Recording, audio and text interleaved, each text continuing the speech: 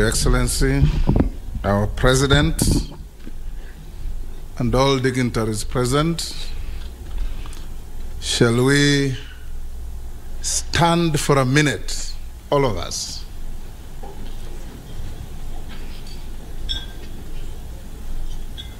Turn to the person next to you and tell him or her, we must reconcile.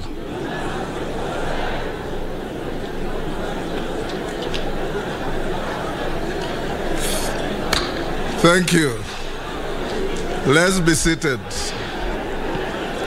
Take your seats.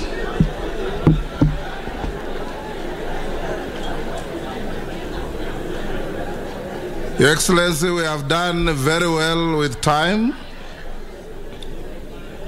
and I'm sure we live here with self-reconciliation and reconciliation with everybody that we interact with.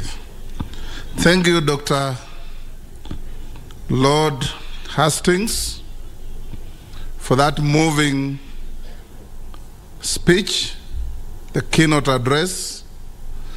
For those of you who are not widely read, the book by Leon Tolstoy that he quoted is called War and Peace.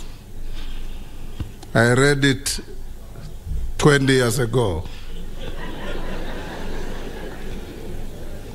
Now is the time to hear our senior leadership